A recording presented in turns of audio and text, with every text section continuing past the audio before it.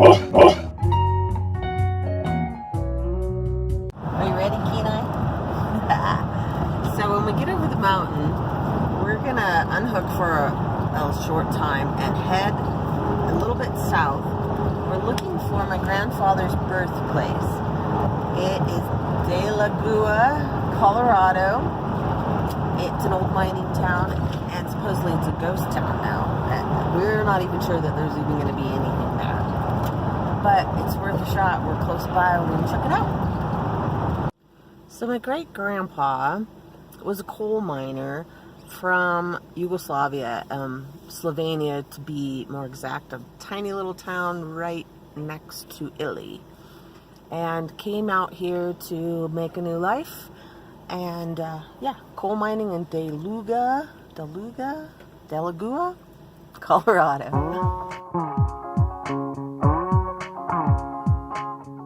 Well, check that out. Somewhere down this dirt road, Grandpa Slavic was born.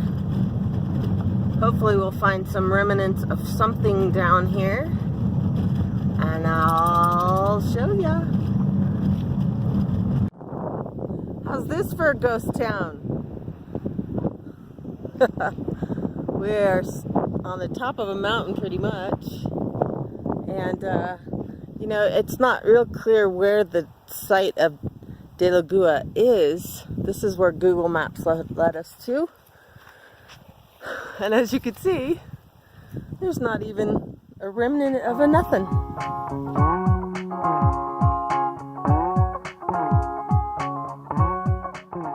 So coal mining was a rough existence out here, and my great-grandmother really missed her family back in the homeland. So when my grandpa was 5, they left Colorado and went back to Yugoslavia. It's called Delagua. It says that it was named for the Spanish word for water, so I'm probably pronouncing it wrong. Anyway, the town was abandoned in 1969, the mine, so I thought for sure we'd find something out here, but there's really very little to be said about Delagua. So when they left Colorado and went back to Yugoslavia, my grandfather was raised then in Yugoslavia, and all of his siblings were born over there, but some in Italy, because depending on the war at the time and where the boundaries were, the town was sometimes in Yugoslavia and sometimes in Italy.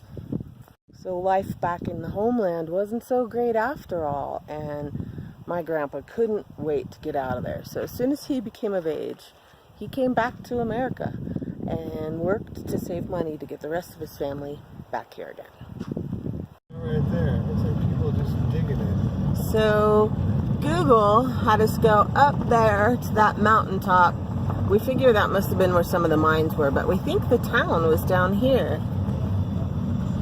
It's a remnant right here of what must have been a big building. Let's see.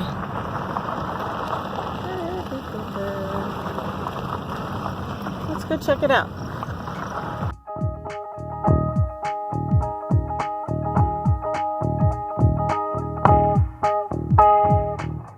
Driving out of here, we did find a few pieces of remnants that we definitely think was the town, and then on our way out we found that, which is a marker for the big explosion that happened in 1917. I wonder if that's what sent my great-grandmother back to the homeland, you know. There had been 3 terrible major mine explosions. Killed hundreds of people.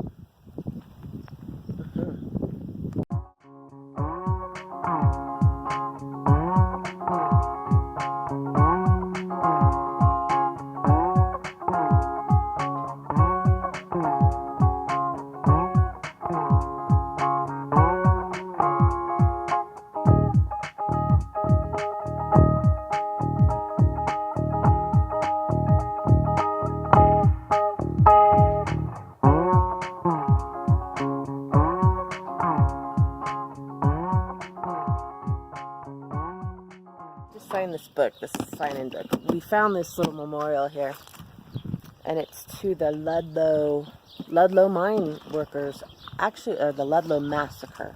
what happened here in particular was this is just a few miles down the road from Delagua, where my great-grandfather was a coal miner. But the coal miners went on strike due to horrible conditions, and they were camped out right here on this spot. And there was militia that was included National Guards and hired guns that were across the way. And they came through here, this tent town, with a little machine gun, and they killed 2 women, 4 men, and 11 children. And this is what the tent town looked like, if you could see through the glare. 1 year after my grandfather was born, this is what the area looked like. Terrible glare, sorry. But fascinating history. The coal miners here really had a rough go of it.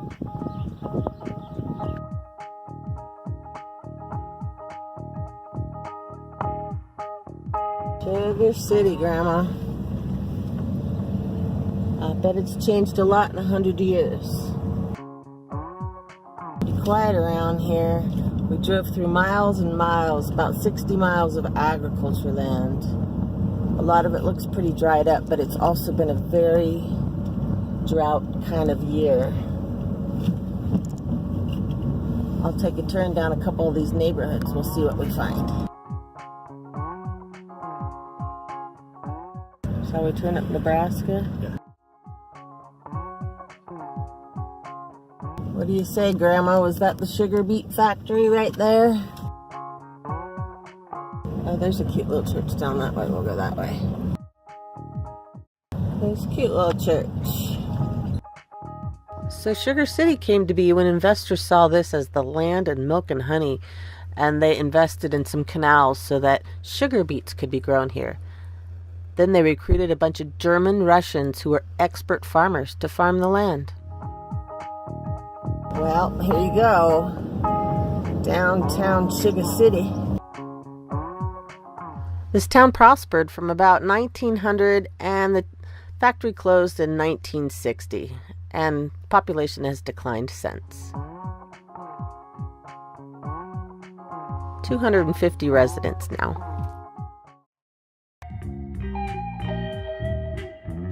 To see where we go next, follow us On YouTube and Instagram, Etsy and Facebook. at RoadWard Bound, and look for RoadWardBound.com too. Like and subscribe. Thank you.